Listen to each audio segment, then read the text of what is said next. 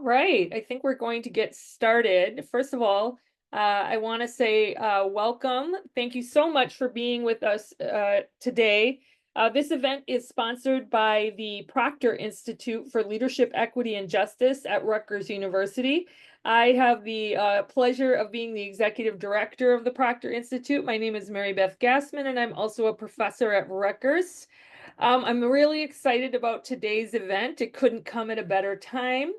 Our session today is called Mindful Campus, Fostering Resilience and Inclusivity in Academic Environments.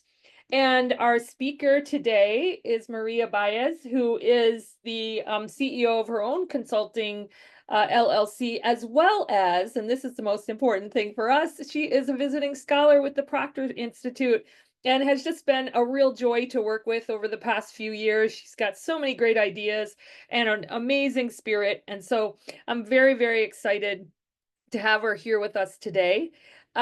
She will be giving a presentation where she's going to ask you to reflect and think, and she's going to give lots of resources. And then we're also going to have lots of time for answering questions. So make sure to put your questions in the Q&A, and we will try to get to as many as we can. So Maria, I am going to hand it over to you. I'm very excited. Thank you. Thank you, Mary Beth, and thank you, your team, too. This is a great opportunity. I appreciate your commitment to fostering a thriving learning environment. Once Nelson Mandela said, education is the most powerful tool to use that we can change the world. For me, education shapes not only what we know, but also how we experience the world. Beyond academics, it fosters resilience, inclusivity, and awareness, qualities essential for a thriving campus community. Mindfulness and mindlessness-awareness serve as a tool to enhance focus, navigate challenges, and create a more supportive environment. Today, we will explore the role in a daily life in academia, uncovering practical ways to cultivate presence and engagement. So let's take a look. What is mindfulness? Mindfulness is cultivating awareness. It's fully engaging our senses to experience the present with kindness and compassion. It helps us to remove us from this autopilot sensation, notice our thoughts and emotions, and respond with clarity rather than react impulsively. This ancient, I will say, philosophy, it's rooted in Occidental Eastern traditions. However, it was brought to the Western culture as a secular approach to stress reduction and mental well-being. Mindfulness isn't just a tool, it's a personal way so we can be. It enhances how we learn, how we teach, and engage with others. For example, in academic settings, it creates a foundation for resilience, focus, and inclusivity. It helps to manage stress and with all of those pressures and anxiety that we may face in academic environments, and it promotes mental well-being.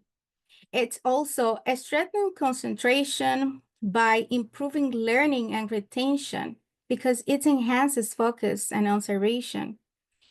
Emotional regulation is one of the core that we might find when we practice mindfulness because it's encouraged thoughtful responses that rather than reactive behaviors, self-awareness and growth. It supports introspection, helping us to set and achieve mindful and meaningful goals.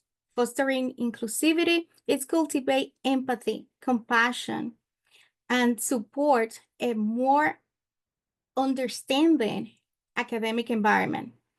It's encourage kindness toward oneself, reducing self-criticism and promoting resilience. It's engaged in curiosity and expert openness. In building resilience, it helps individuals adapt to challenges with a greater ease. Mindfulness is already making an impact in educational settings, but how do we know that it actually works? So there are some case studies that, for example, in University of Cambridge, they tested an 8 weeks mindfulness program right before the exam. And those programs were focusing on mindful breathing and stress management. The result? A 37% drop in stress. So the stress was reduced by 37%, and they did better in the exam. The performance, the outcome was better. And also another study was Beirut College. They took at it as a step further with a semester-long mindfulness-based stress reduction.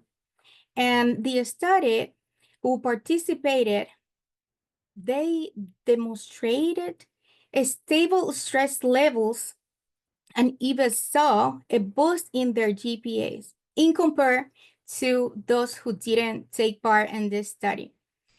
But how does something as simple as breathing improve focus? Let's dive into it. When we talk about breathing, we need to think, why is that matter? We breathe anyway, right? Clinicians suffer when our minds are overloaded. Thoughts race, focus drifts, and learning feels like an uphill battle.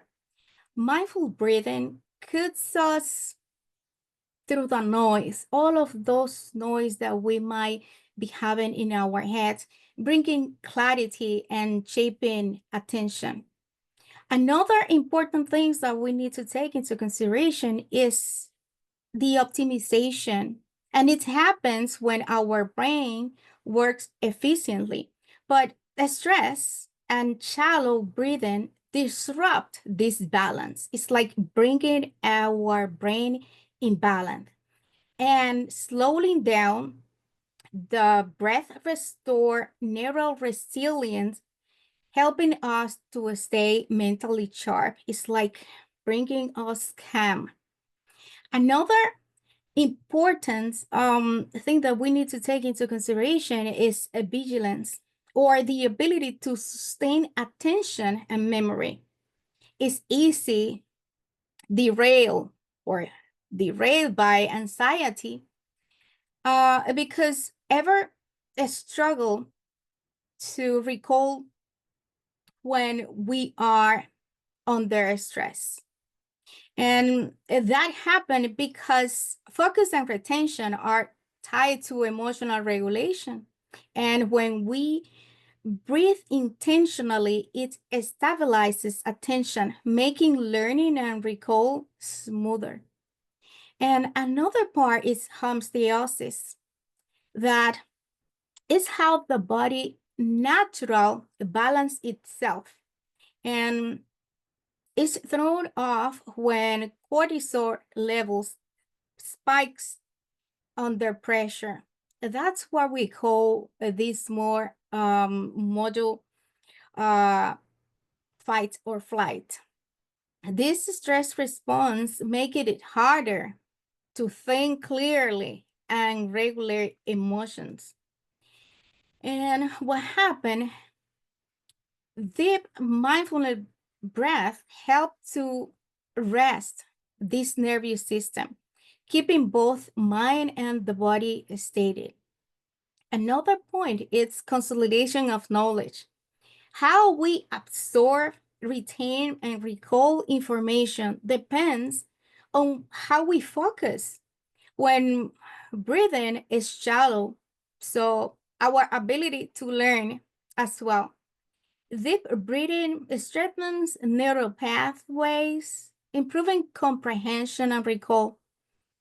Precision in tasks like doing a research, writing requires sustained attention. Instead of battling distractions, mindful breathing requires sustained attention. And when we are distracting and not paying attention to conscious breathing, it's delayed us and derail from concentration. So why does this all matter? Because mindful breathing isn't just about relaxation. And I will say that matter because mindful breathing is something that we all need to do. We all need to breathe. And we can use it as a tool that we do intentionally. How we can do that? Well, there are some exercises that we can do exactly when distractions happens. And we can start by focusing on our sensation, how the air moving through our nostrils or the rise and fall of our belly. And counting breath can help sustain attention. And when the mind inevitably wanders, because many things coming in, coming out, we can gently put it back, redirecting it to the breath. It strengthens mental clarity and control. As I comment, there are several practical techniques that make mindful breathing more effective. For example, the box breathing helps to regulate stress. The 4-7-8 breathing promotes relaxation, and the alternate nostril breathing enhances balances and focus. And body scan is another type of breathing, and it connects us with all the physical sensations that we might experience in at any time. For example, when your hands are cold, when your hands are hot, where your heart palpitation it's fast, all of those physical sensations that we might have when we pay attention, we can experience them. And while mindful breathing meditation deepens awareness and trains sustained attention, the breath work isn't just about calming the mind, it's about balancing our body, our sentiments, and our mind. Uh, I believe that it's a pathway to greater clarity, to stability, and resilience. And that would lead us to an important concept. What is the breath of clarity? Breathing is more than just a function. It is a tool we can use to achieve our mental and emotional state in a matter of seconds.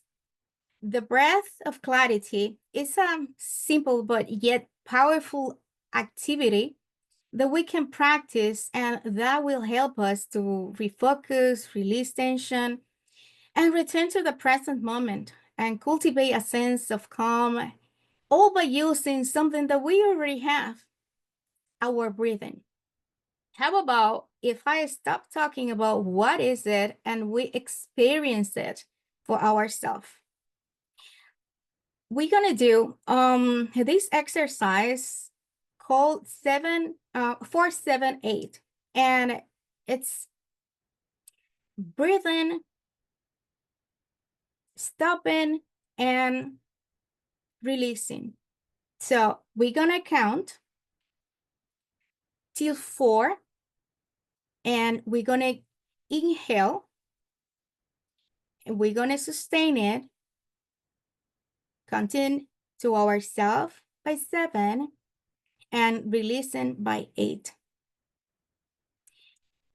This exercise, we're gonna do 2 rounds, and please pay attention if this exercise it's causing any stress, because what we are looking for is for you to release the stress and have a calm and peace state.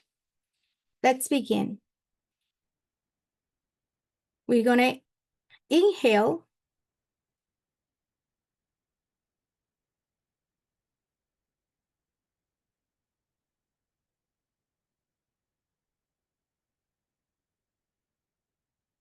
until 1, 2, 3, 4. Hold it. 1, 2, 3, 4, 5, 6, 7. Exhale. 1, 2, 3, 4, 5, 6, 7, 8. You can do this exercise at many rounds what you want.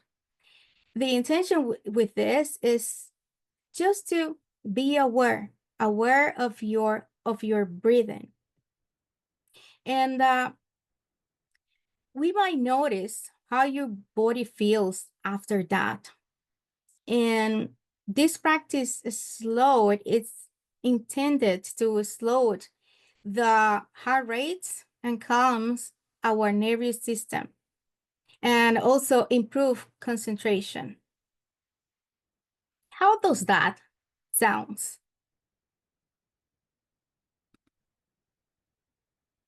Now that we have explored how breathe can bring clarity, let's talk about what happens when we operate on autopilot, especially in academic settings.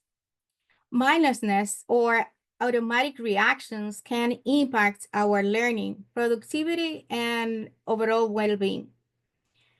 We've all had moments where we read a page in a textbook or only to realize that we have no idea what we just read, or times when we sit through a lecture but walk away remember almost nothing. These are signs of disconnection from the present moment. When we are mentally elsewhere, we miss important information and struggle to retain what we are supposed to learn. Mindlessness also contributes to chronic stress and automatic behaviors. Think about the habit of procrastinating on assignments. This is not just because of a chance, or it is because we don't care. It is just because we are overwhelmed and avoiding the discomfort of starting something that we have some kind of fear, or maybe cramming for an exam last minute. Even though we know it is not the best approach, these behaviors become from automatic under stress, something that it's bother in the back of our mind, but we are unaware. And those reinforcing patterns makes the academic life and also the personal life harder. Then there are also emotional and physical consequences for that.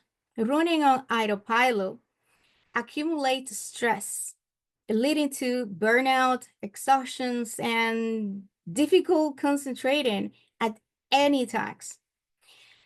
Students might experience headaches, muscle tension, or even trouble sleeping due to constant academic pressure, but not just a student, academics, professors, everyone, because we happen to be all humans. In the terms of emotionally, we can feel frustration, tension, anxiety, and also self-doubt.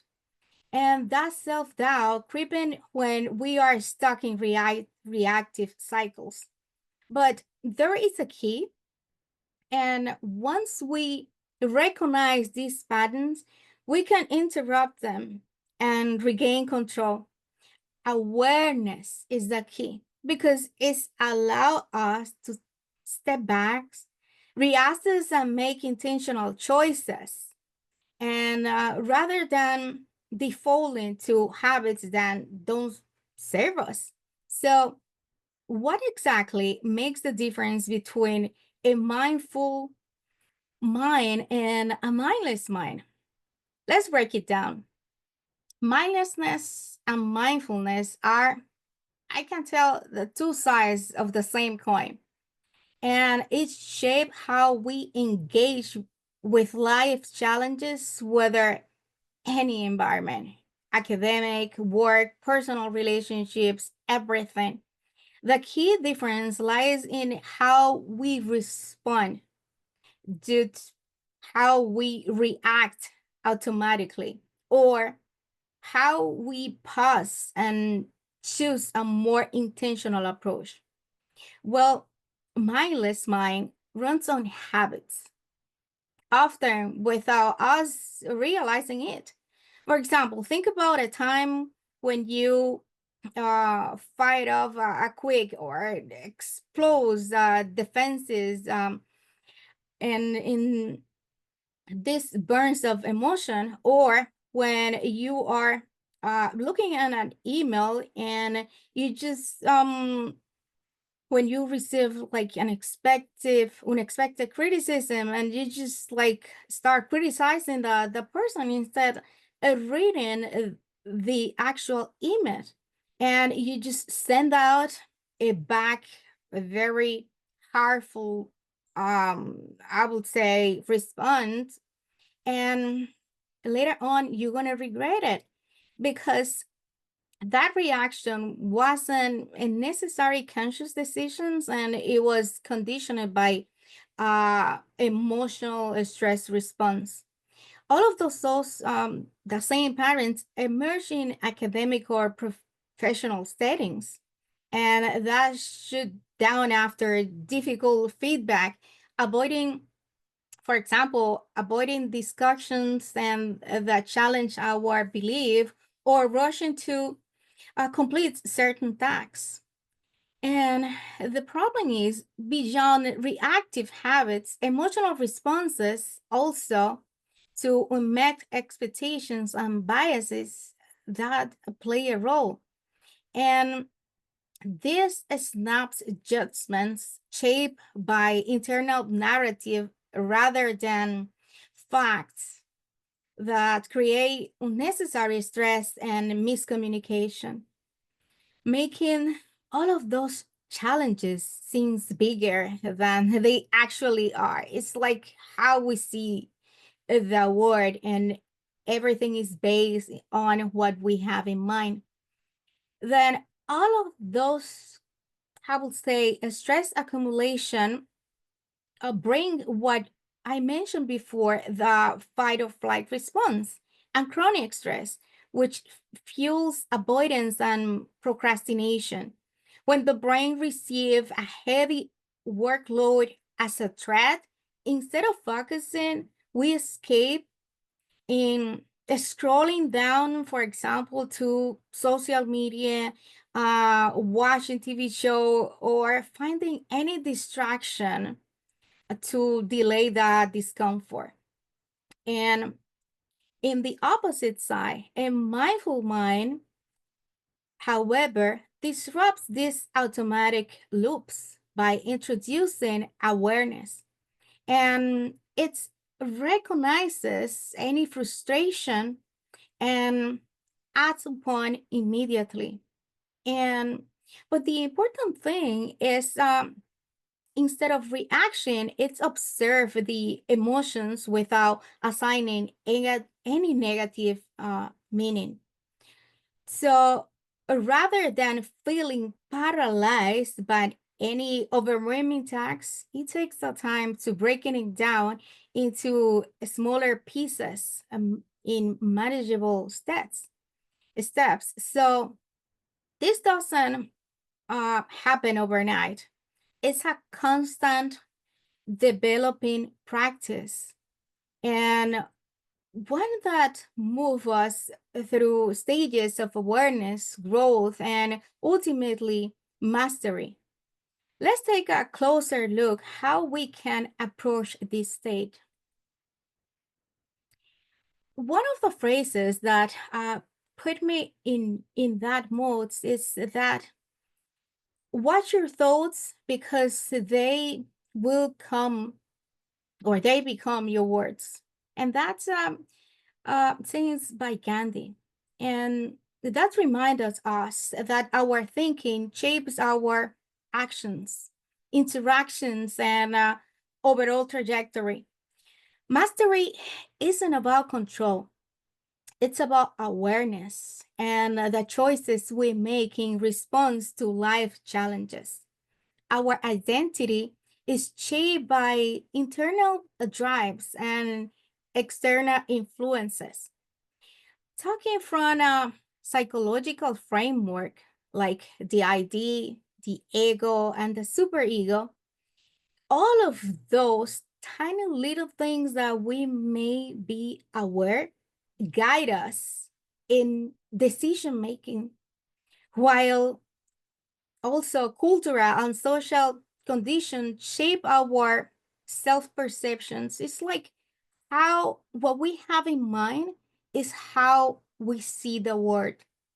If we don't examine these influences, for example, limiting beliefs like I am not a leader or I am not capable of change or I am not a good speaker, that those kind of thoughts become a self-fulfilling prophecy.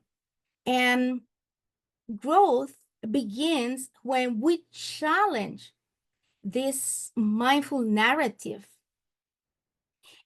Also, resilience builds upon all of those, I would say, negotiation with that we do with those narrative in mind through our belief system that either confine us or expands our potential, and how we see the world, how we interpret the setbacks determines whether we retreat or evolve. The shift from reacting to responding is where mastery takes shape. And a key element of all of these shifts is emotional intelligence, how we manage our emotions. It's what gives us the strength to build up the ability to navigate through emotions in ourselves, but also how we handle and how we manage and understand the emotional body of others. It influences how we handle feedback, manage difficult conversations, and make decisions under pressure. When emotions dictate our actions, we just boom, react. When we are able to recognize them and very quick make the switch, we regain control, we regain choice. And we can tell, for example, in high pressure moments, we often act on impulse, sending defense, for example, when we send defensive emails, when we try to avoid discomfort or procrastinate under stress. And all of that happens because we are not paying attention to what is going on inside of our heads. So the question would be, how do we apply this awareness to real world situations? Well, I would say isn't just a practice. It is a game changer in how we think, how we communicate, and how we make decisions. It's one of the most substantial impacts that may help us to reduce unconscious biases. It's like how we see others and how we see ourselves. And our minds make quick judgments based on past experiences. All the time, we're going to make judgments. However, the point is being aware that we are making those judgments. And we can use mindfulness to increase this self-awareness to remind us that we are making a judgment. And if we do, in what grounds we are making that judgment. Mindfulness helps us to pause and challenge these automatic behaviors and just ask question, what am I doing? It's based on my perception or it is based on what I have against what is going on. It also plays a key role in emotional regulation when we face with stress. For example, dealing with meetings deadline, handling criticism, or navigating in difficult conversation, we can confront this by shifting our impulsive reaction to responding with clarity. By shaping awareness, we can strengthen our abilities to adapt and grow. But how does this translate into unstructured programs? Well, the good news is it looks like mindfulness is no longer just a personal practice. It's shaping education and leadership around the world. For example, in USA, there are many digital mindfulness tools the actual to help students and professionals manage stress and build resilience in those demanding environments. In the UK, for example, there was another study where 6,000 students showed that mindfulness improved mental health, which we really need a lot.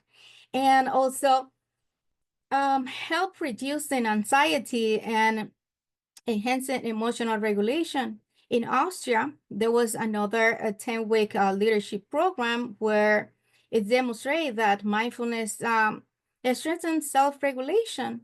Another program we can mention that it was held in Canada, mindfulness-based stress reduction to promote inclusivity and mental well-being to foster more supportive learning environment. Another program, a year study in Israel found that mindfulness enhances both academic success and growth and improving adaptability and resilience over time.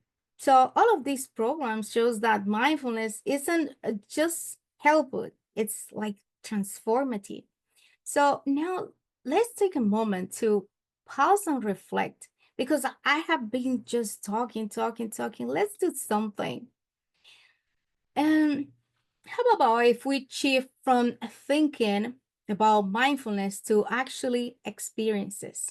So this quick exercise, we are going to um, do this mental exercise where you stop, pause, process, and proceed.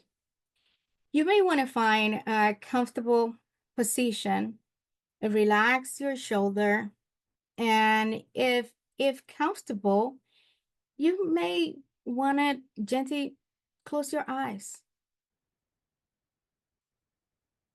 Take a deep breath in and slowly exhale. Inhale again and release.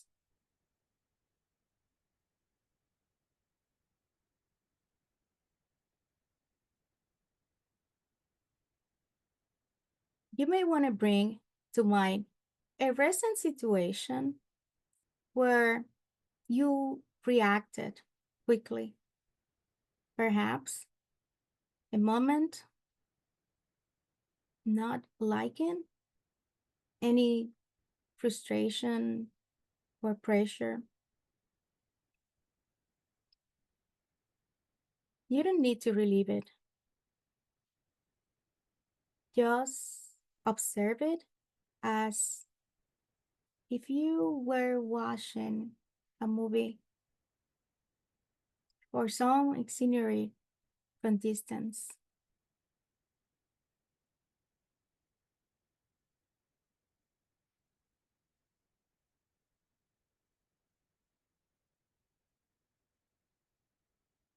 You may want to take a deep breath, inhale,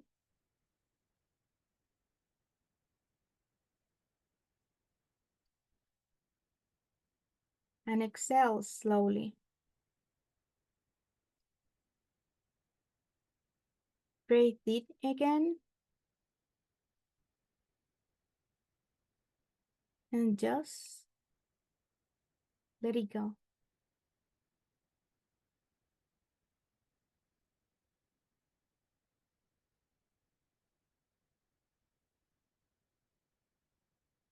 Now, tune into the emotions that arose in that moment. Was it frustration, urgency, or uncertainty? Where do you feel it in your body? You don't have to do nothing. Just nothing without any judgment.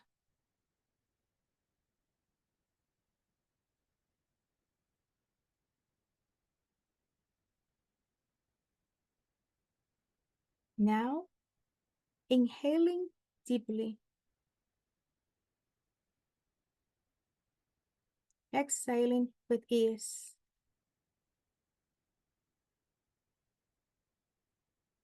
One more breath in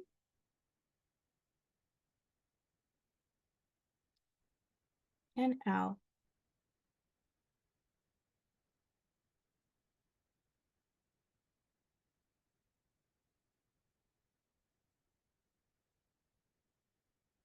How would it feel to pause before reacting? What choices might open up if we take closer look to a moment and reset?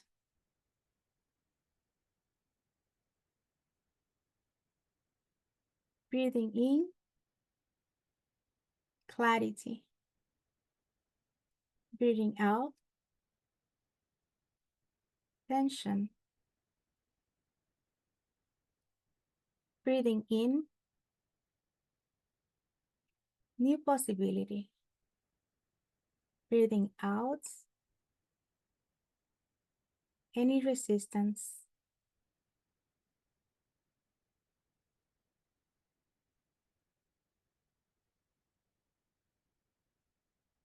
Slowing, bringing your attention back to the present moment. You may wiggling your fingers, gently roll your shoulders, and take a moment to just breathe. And when you're ready, you may open your eyes, and if they were closed, welcome back. This simple practice creates a space between impulse and action, and it helps us to respond with clarity instead of reacting on autopilot. You may notice that you can accommodate this practice as much time of what you want. And more that you practice it, more expert you will become in doing so. So, how about if we explore how to apply mindfulness more intentionally in our life? We learned that mindfulness is awareness. It's the ability to pause, reflect, and respond rather than to react. It's about being present in what we are already doing, studying, working, or having a conversation. It is it goes beyond stress reduction. It's a way of being. It strengthens resilience, sharpen focus, and foster inclusivity. And one of the tools that we can use is meditation.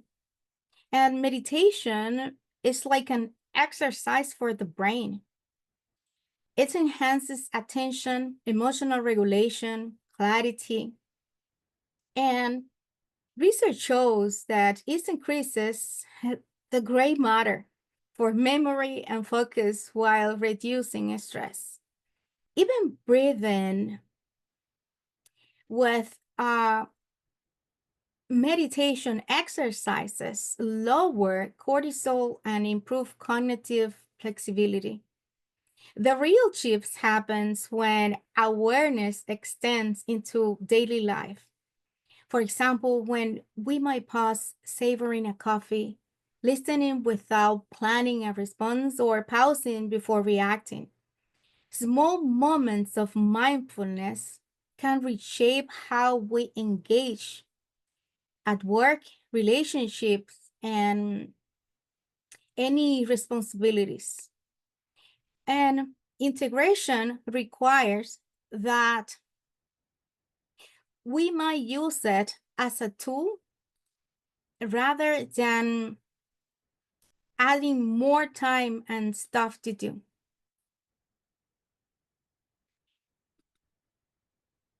How we can become more mindful and apply in higher education? Well, since we already knew it's improve well-being, focus, and resilience, and many university offers mindfulness-based resilience program within awareness counseling services, providing students with tools, manage stress, and improve concentration. And also, there are other programs beyond wellness that they are woven into faculty and staff training to foster a supportive and inclusive environment. So, to make these efforts practical, universities have offering drop-in meditation sections and all of those kind of programs that are in place so mindfulness can be more accessible through the academic experience. And what if the true self-reliance isn't about standing alone, but about trusting ourselves enough to stop seeking rescue? From childhood, we learn stories of heroic rescues, shaping the belief that someone will always come to rescue us. So in relationship becomes healthier when they are based on mutual respect and no dependence. It's easier to rescue others because it's make us feel needed. However, we need to take into consideration that by rescuing others often signals that we don't trust their ability to handle challenges. This creates cycles of dependency where one person carries the burden and the other never learns to stand on their own. So the belief that we might need saving is a remnant of a childhood, but we are far more capable than we realize. Letting go of this mindset strengthens trust in our um, own belief and helping us face challenges directly. As we release the urge to fix or be fixed, our relationships transform. We can stop seeking savers or dependence instead of foster connections. A self-reliance isn't about isolation, but it's about knowing our limits and setting boundaries. That is what protects our energy. What if we learn to set boundaries? Boundaries are not often misunderstood. Actually, are often misunderstood as selfish. In a world that's real reward constant availability, we can define boundaries as sustainable for our own well-being and making them an act of both self-care and also self-respect. Saying no is not a rejection, it's an alignment. Many of us struggle with guilt, fearing because we don't want to disappoint anyone. And setting boundaries are also a form of reliance, resilience. When we set up them consistently, we can train our brains to prioritize what supports our well being, reducing stress and preventing burnout. What happens is students who set the limits on obligations build confidence and manage the stress more efficiently. And in terms of educators who establish professional boundaries, sustain their passion for teaching and model healthy work-life balance. Strong boundaries lead to clarity, confidence, and healthy relationships. They allow us to contribute without depletion and engage in any resentment. What boundary would you set today to reclaim your time, energy, and peace? Let's explore a personalized plan. When we talk about boundaries, we can create and structure mindfulness goals in the first place. Rather than vague intention, we can define what mindfulness looks like for us. This is a personalized action plan. So we need to identify mindful moments through the day. And because mindfulness isn't something extra to fit in, and it is about noticing what's already there, a deep, just a simple deep breath can enhance and motivate us to noticing what is already there.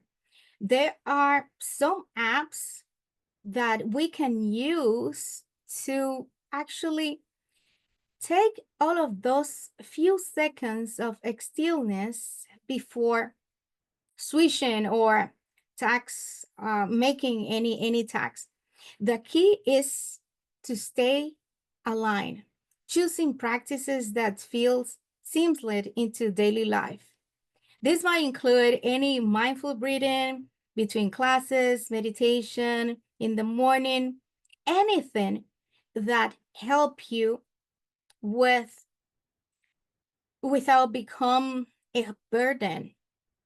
Finally, developing a personal plans means setting clear, practical steps and also a written plan or simple reminders can help keep mindfulness a priority.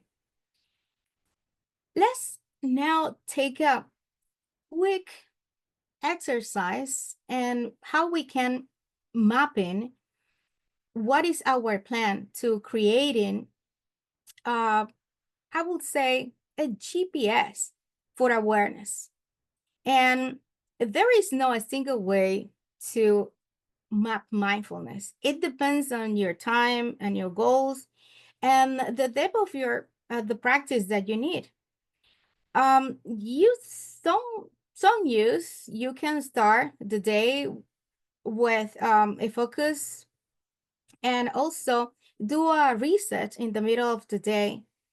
And regardless of when it is practiced, the process remains the same. Set an intention, prioritize tasks with mindful awareness, and check in and adjust, reflect and release, and stay flexible to any changes.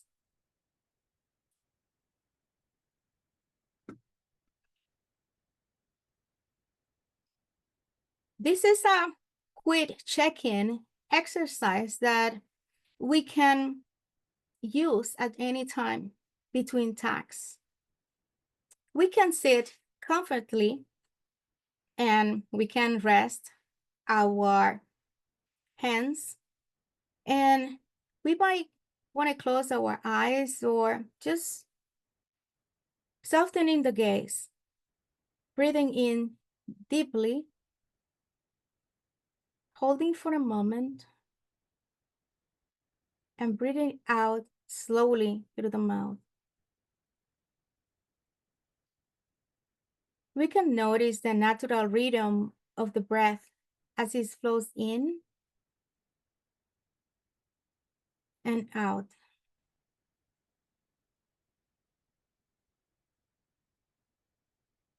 At that time, we can break the attention to what is noticing in our body, any areas of tension, and we can acknowledge what is present. We can observe how thoughts comes and goes,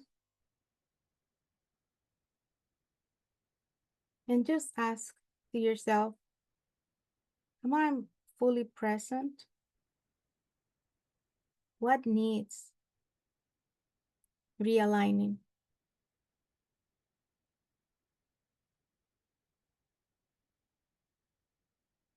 And breathing in with awareness,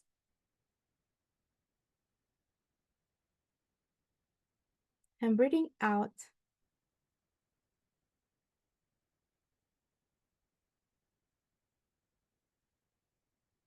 Breathing in with awareness,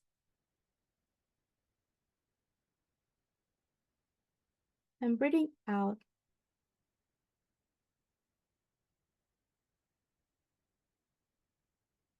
We might notice any shift in our focus or state of mind.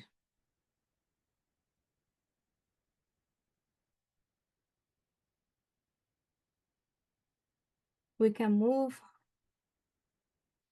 our fingers, our shoulders, and stretching. Those are short exercises that we can just do at any time, at any point during the day.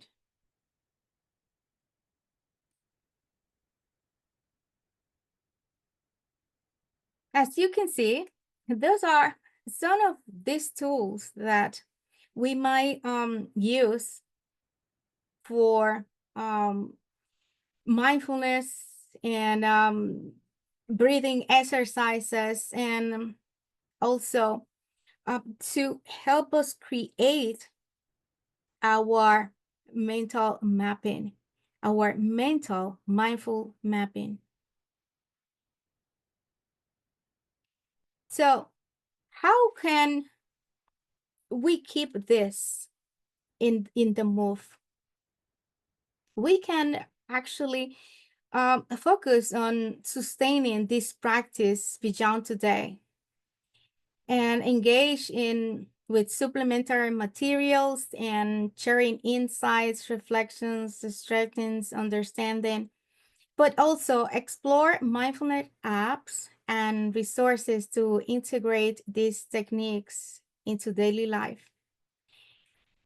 Something that we can do is also commit to one daily mindfulness practice, small but consistent actions to create lasting change. And that will provide feedback. And also, we will ask to provide feedback by completing the survey.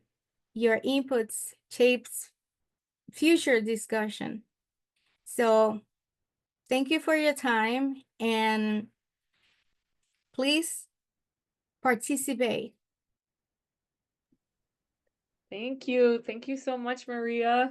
That was terrific, and I actually needed a little bit of breathing, given all that's going on in the world. So I wanted to, there are a number of questions I wanted to ask. The first one has to do with how did you get interested in mindfulness?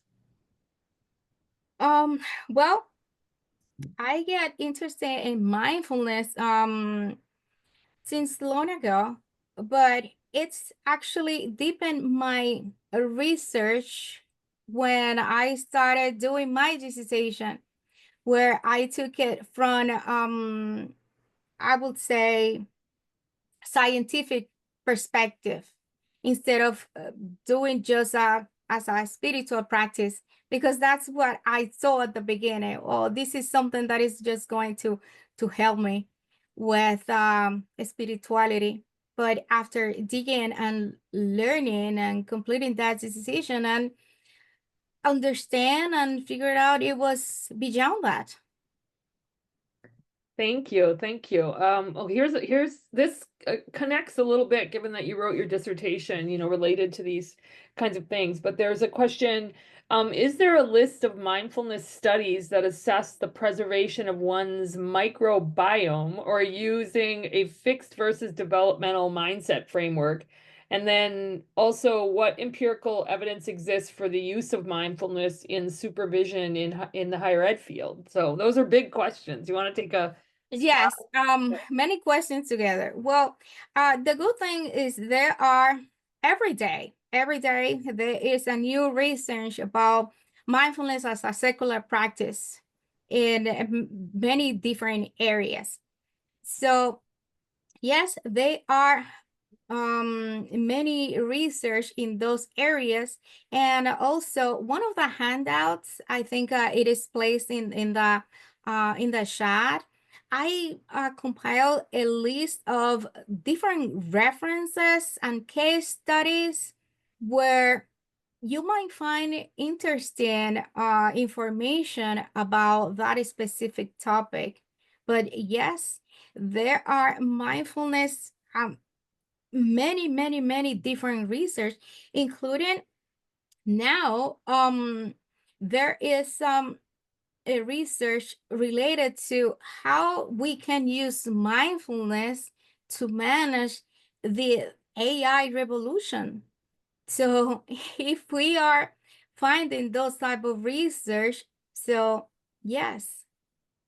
Thank you. So here's another question. What if you are someone who is just so busy during the day, you don't have time to take out time to be mindful? Um, what advice do you have for someone like that? And I'm wondering if your advice is going to be like, it's worth it to take the time out, right? But what do you do for people who are just overwhelmed? Well, I believe, and this is a personal conception, I believe that everyone counts with the same 24 hours. It's not like I have 34 and Mary Beth had 38. So mindfulness is not just about adding more stuff to do. It's how you can manage your time. It's how you can use time like that we unconsciously don't know how we spend our time. It's like doing an assessment, how you can incorporate and substitute a mindful time during your 24 hours. Well, except the hours when you are sleeping. For example, one of the things that I plan at the beginning, I need to take a practice, whether reading a book and whether and take those mindful meditations. And I just set that intention time. This is non-negotiable. It is something like I need to brush my teeth, so I need to meditate. And in for example, when we don't have to take a time to do 30 minutes meditation, even if it's, I mean, recommendable, but you can be mindful while you do your chores. You can be mindful where in betweens you open a task or complete the second one, you can just stop for 1 minute and breathe. You don't have to spend hours and hours. And I think it's how you approach it, it's how you see it. Because if you think it's hard, then you're going to have and find all the time 20 million excuses that, oh, it's going to take time. But no, you can be mindful how while you are driving, while you are taking your bath, and when you are opening an email, just breathe. Thank you.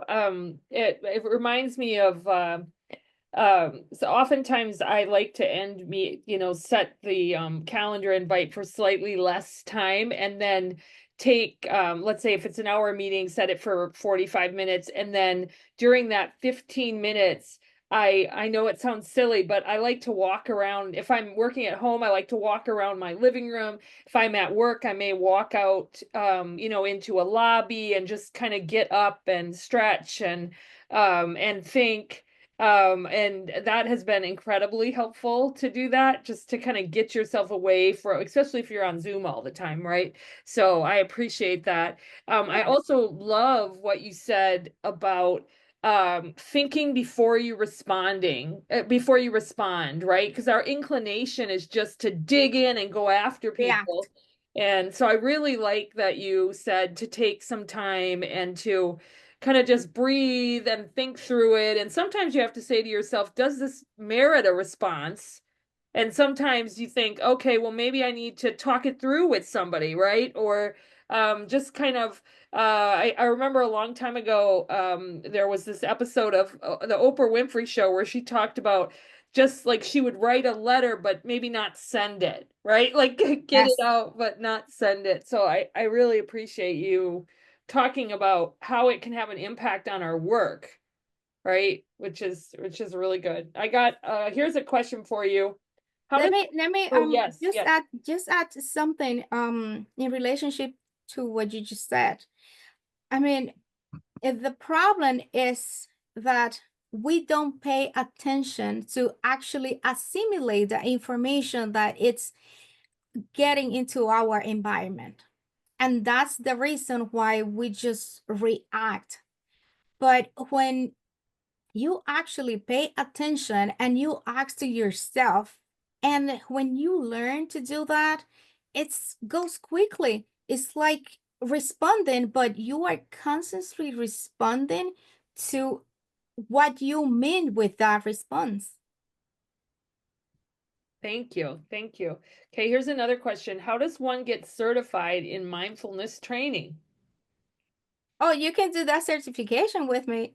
But no, I mean, there are many organizations that actually provide a certification.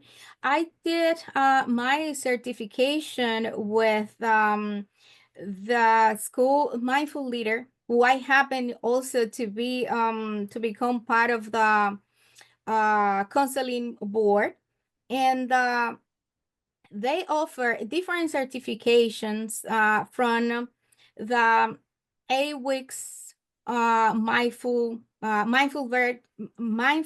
based stress reductions. It's a 8 week programs, and They also have this type of certifications of um, facilitator at the workplace, which is one of the certifications. But actually, that will depends what the person is really looking for. If mindfulness to treat to facilitator, or it is mindfulness to self improvement and mental health. There are plenty of different resources, and every day is uh, becoming more actually as a tool for us to rely on mental health. Thank you. Thank you. So we don't have any more questions in the Q&A, but Maria, I wanted to see if you had any final last words before I close things out. Well, I would say we all have this mental state, whether you are mindful or mindless. We cannot do both. So it is on you. It is on you what side are you gonna pick. And depending of the side that you pick, it will be how you respond or react to the word, and also how you shape not just your mental health, your physical well-being, your relationship, and how your word around you also affects those reactions. So it is on us to choose. And mindfulness just give you the awareness to have choices. And when you have choices, you can choose the side, whether mindful or mindfulness. Thank you. Thank you. I never really thought about it that way before you said it, but I am definitely thinking about it that way all the time now. So, well, I want to say thank you, Maria, for kind of just sharing this with us. Some really interesting strategies for how to get through life some when we need it the most. And I also wanted to say thank you to our folks at the Proctor Institute for always doing such a great job behind the scenes. And I hope that everyone will stay tuned for our lots and lots of upcoming events that we have in the future. Just follow us at the Proctor Institute on any of the social media platforms, and keep in touch. We really love having you here with us. And we did put a survey in the chat. I know Maria would love to get your feedback, so please fill that out. And thank you, everyone. I hope that you enjoy the rest of the day. And I'm just going to give you a special little message. Please remember that you have power. That's incredibly important during the time that we're living in right now. Take good care, everybody. Bye Bye. bye. Thanks, Maria.